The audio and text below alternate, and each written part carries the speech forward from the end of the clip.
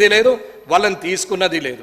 Unmanned ఉద్యోగులను కూడా ప్రభుత్వం వారు ఈసారైనా చూసి గత ప్రభుత్వం చేసిన తప్పుల నుంచి అది సరిదిద్ది వారి జీవితాలను వెలుగులు నింపాలి, వారి కుటుంబ సభ్యులు సంతోషంగా ఉండేటట్టు చూడాలనేది నా ఆలోచన.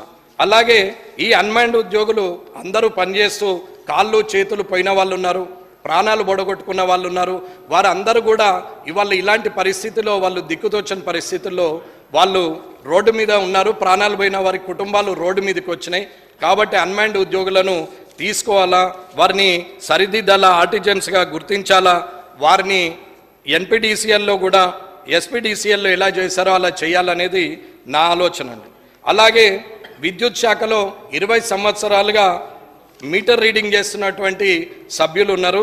వీరందరినీ కూడా కరెంటు బిల్లులు ఇస్తూ ఇంటికి వెళ్ళి మీటర్ రీడింగ్ చూసి కరెంటు బిల్లులు ఇస్తున్నటువంటి వారికి కూడా ఇప్పటి వరకు ఆగమ్య గోచరంగానే ఉన్నది.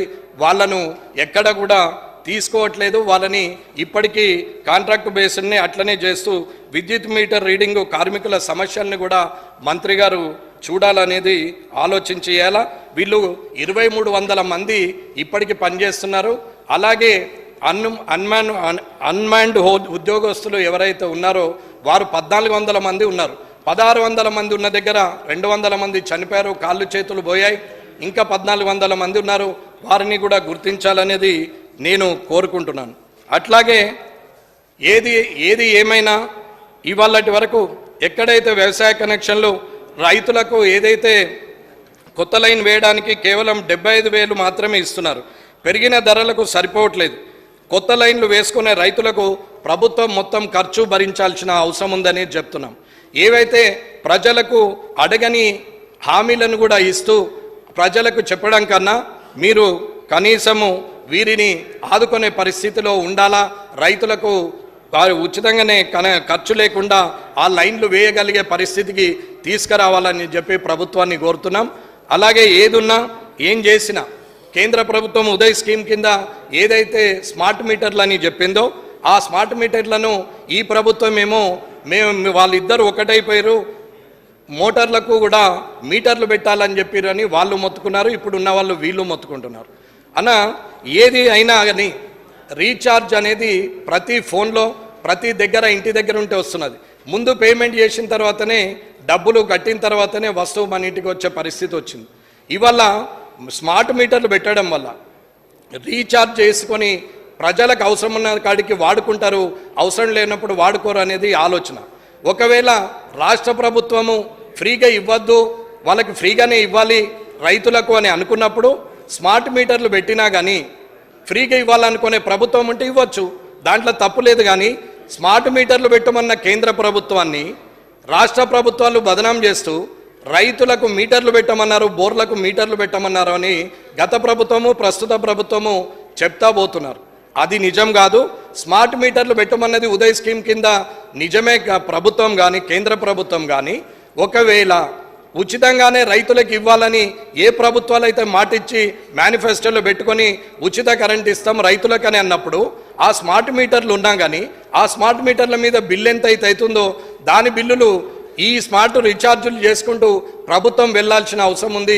ఉచితంగా ఇవ్వద్దని ఎవరు అనలేరు.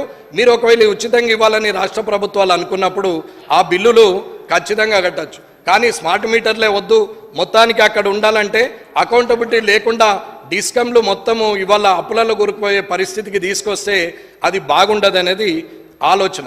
ఇకపోతే ఎలక్ట్రిసిటీ విషయంలో ఎవరైతే ఆరోపణలు చేస్తున్నారో అవినీతి చేశారని ఇప్పటి ప్రభుత్వం అంటుంది. అవినీతి చేయలేదు, మేము నిజాయితీగా పనిచేసినామని గత ప్రభుత్వం అంటున్నప్పుడు హౌస్ కమిటీ వేయమని డిమాండ్ చేస్తున్నారు. మంత్రులు కూడా రాజీనామాలకు సిద్ధపడుతున్నారు.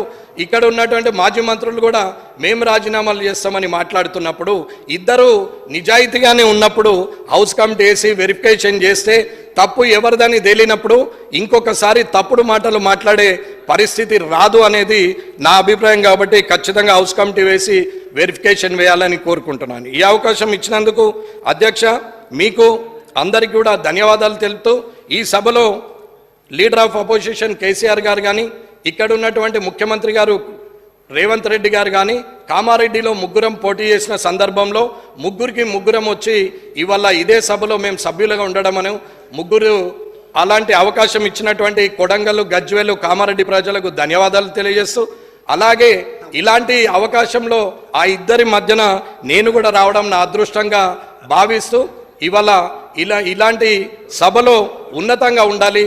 చంద్రశేఖరరావు గారు కానీ, రేవంత్ రెడ్డి గారు కానీ, ఇక్కడున్న మంత్రులు కానీ, కొత్తగా వచ్చిన సభ్యులు కానీ, అనుభవం ఉన్న సభ్యులు కానీ అందరూ కూడా ఆదర్శప్రాయంగా ఉంటే బాగుంటుంది. కానీ ప్రజల విషయం మర్చిపోయి ఒకరి మీద ఒకరు ఆరోపణలు చేసుకోవడం అనేది బాగాలేదు. కాబట్టి ఇది మీ ద్వారా తెలియజేయడానికి నేను తెలిపాను అధ్యక్ష.